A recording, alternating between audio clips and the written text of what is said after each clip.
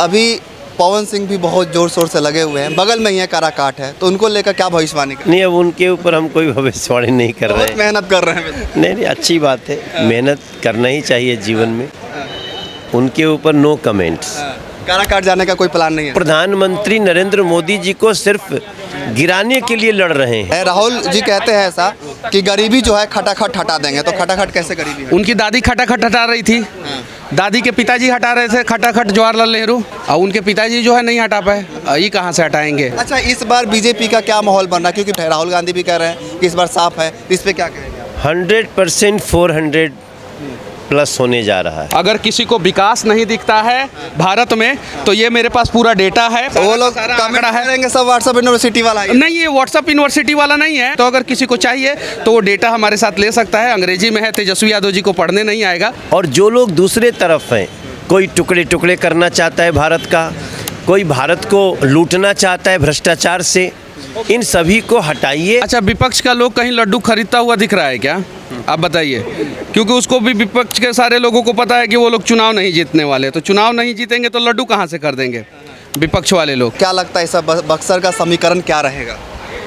Buxar BJP जीतेगी। कमाल की बात यह है कि बक्सर से पटना आने में पहले 6 घंटा लगता था, अब जो है 2 घंटे में बक्सर से पटना आते हैं, और पटना आते हैं डायरेक्ट चाय पीने, रेस्टोरेंट में खाना खाने, सिर्फ 2 घंटे में। वामन भगवान का बक्सर है और विश्वामित्र के राम का मंदिर 500 साल बना है। कौन बक्सर का आदमी बीजेपी से इधर उधर जाएगा तो राम से नैन कैसे मिलाएगा? और बिहार में 39 हम लोग थे, 39 से कम हम लोग नहीं आएंगे किसी भी हाल में। बेसिकली नरेंद्र मोदी जी को जिताना है।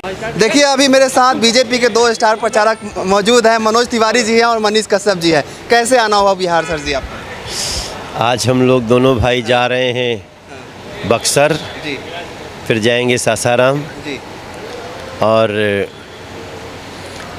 दोनों जगह आज 400 पार में दोनों सीट को हम लोग मिथिलेश तिवारी और शिवेश राम दोनों को जिताने के लिए अपना भी बल लगाएंगे।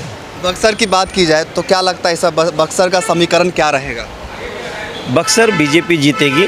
हाँ, मिथिलेश तिवारी जी जीतेंगे और बेसिकली नरेंद्र मोदी जी को जिताना है। और बक्सर तो विश्वामित्र जी का बक्सर है, वामन भगवान का बक्सर है, और विश्वामित्र के राम का मंदिर 500 साल बना है। कौन बक्सर का आदमी बीजेपी से इधर उधर जाएगा तो राम से नैन कैसे मिलाएगा? तो ये उसमें कोई दो राय नहीं है। मनीष भाई, आपसे जानना है कि आप बक्सर भली भांति जानते हैं, वहाँ पे 2 ऐसे प्रत्याशी हैं जो कि बीजेपी के लिए थोड़ा सा मुश्किलें खड़ा कर रहे हैं, पहलवान जी हैं और आनंद मिश्रा जी। कोई मुश्किल नहीं है, बीजेपी वहाँ से जीतेगा, इसलिए कि राम जी का पहला युद्ध जो है वहीं पे हुआ था और राम मंदिर बना हुआ है। और कमाल की बात यह है कि बक्सर से पटना आने में पहले 6 घंटा लगता था, अब जो है 2 घंटे में बक्सर से पटना आते हैं, और बक्सर से डायरेक्ट दिल्ली जाने में 9 घंटा लगता है, सिर्फ एक्सप्रेसवे बन गया है।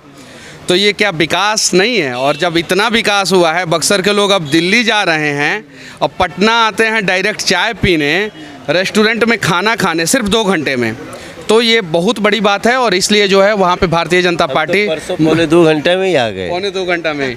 और भैया का तो अभी बिहार में थे, उसके बाद से गए पंजाब, चंडीगढ़। कल रात में हम लोग 2 बजे जो है दिल्ली पहुँचे और फिर सुबह 4 बजे वहाँ से निकल गए हम लोग बक्सर के लिए और सासाराम के लिए। शिवेश राम जी सासाराम में हैं, अच्छे व्यक्ति हैं और भारतीय जनता पार्टी के प्रत्याशी हैं, वो भी जीतेंगे सासाराम से। आपसे एक सवाल रहेगा कि अभी पवन सिंह भी बहुत जोर शोर से लगे हुए हैं, बगल में ही है काराकाट है, तो उनको लेकर क्या भविष्यवाणी कर रहे हैं? नहीं, अब उनके ऊपर हम कोई भविष्यवाणी नहीं कर रहे हैं। मेहनत कर रहे हैं। नहीं, अच्छी बात है, मेहनत करना ही चाहिए जीवन में। उनके ऊपर नो कमेंट्स। काराकाट जाने का कोई प्लान नहीं है सर? पार्टी जैसा कहेगी वैसा करेंगे। अच्छा, इस बार बीजेपी का क्या माहौल बन रहा है? क्योंकि विपक्ष की पार्टियां बोल रही है कि इस बार जो है बहुत मुश्किल से 300 पार कर पाएंगे, बहुत लोग ऐसे कह रहे हैं कि इस बार आउट है, राहुल गांधी भी कह रहे हैं कि इस बार साफ है, इस पे क्या कहेंगे? 100% 400 प्लस होने जा रहा है। बिहार में क्या स्थिति है? बिहार में हम 39 सीटें जो जीते थे वो पूरी तरह से हम लोग फिर रिटेन कर रहे हैं। मनीष भैया क्या लग रहा है इस बार बिहार के चुनाव में, कैसे देखते हैं? अच्छा, विपक्ष का लोग कहीं लड्डू खरीदता हुआ दिख रहा है क्या? आप बताइए, क्योंकि उसको भी विपक्ष के सारे लोगों को पता है कि वो लोग चुनाव नहीं जीतने वाले, तो चुनाव नहीं जीतेंगे तो लड्डू कहाँ से कर देंगे विपक्ष वाले लोग। और बिहार में 39 हम लोग थे, 39 से कम हम लोग नहीं आएंगे किसी भी हाल में। और इस बार जो है 400 पार होगा, क्योंकि यूपी में जो है हम लोग 77 सीट जीत रहे हैं। आंध्र प्रदेश कमाल का स्टेट हमारे लिए है और वहाँ पे हम लोग 20 प्लस जा रहे हैं। तमिलनाडु में हम लोग 10 और ये बंगाल में अगर चले जाइए तो वर्तमान समय में हम लोग 35 टारगेट है, हम लोग 30 प्लस जाएंगे बंगाल में। उड़ीसा में हमारा सीट बढ़ रहा है, पंजाब में हमारा सीट जो है 5 से 6 सीट आ रहा है, तो वो सीटें बढ़ रहा है। तो ये जो सारा सीट बढ़ रहा है इसके वजह से हम लोग कह रहे हैं कि हम लोग जो है 400 पार जा रहे हैं। बक्सर और सासाराम की जनता देख रही है सर, अच्छा, तो उनसे बड़ी बात है कि देखो प्रधानमंत्री का कैंडिडेट कौन कौन खड़े हैं, एक ही नरेंद्र मोदी हैं। बाकी लोगों में तो साहस ही नहीं हुआ कि कह सकें। बाकी लोग प्रधानमंत्री नरेंद्र मोदी जी को सिर्फ गिराने के लिए लड़ रहे हैं। तो ये देश है ना, अगर आप किसी को सिर्फ गिराने जाएंगे तो वो उसको उठा के रखेगा और मोदी जी आए। बक्सर की जनता को और सासाराम की जनता को क्या कहना चाहते हैं? देखो भैया, मैं बक्सर की जनता से विनम्रता से कहूँगा कि ये चुनाव देश को जिताने का है। और जो लोग दूसरे तरफ हैं, कोई टुकड़े टुकड़े करना चाहता है भारत का, कोई भारत को लूटना चाहता है भ्रष्टाचार से, इन सभी को हटाइए। बीजेपी को ला करके बक्सर का जो अभी तक वैभव बना है उसको और भी आगे बढ़ाए। मनीष भैया, आपसे एक सवाल रहेगा कि इस बार अभी आज का क्या माहौल रहेगा बक्सर और सासाराम में? आज का माहौल यही रहेगा कि बक्सर और सासाराम से जो है भारतीय जनता पार्टी चुनाव जीत रही है। और अगर किसी को विकास नहीं दिखता है भारत में तो ये मेरे पास पूरा डेटा है, पूरा आंकड़ा के साथ मैं कह रहा हूँ। ये सारा आंकड़ा है मेरे पास, सारा वो लोग कमेंट करेंगे सब व्हाट्सएप यूनिवर्सिटी वाला है। नहीं, ये व्हाट्सएप यूनिवर्सिटी वाला नहीं है। अगर ये आंकड़ा कोई गलत साबित कर दे, देखिए जो नेट इनकम था लोगों का उसको बढ़ाया गया, इनकम टैक्स कंपनसेशन दिया गया लोगों को।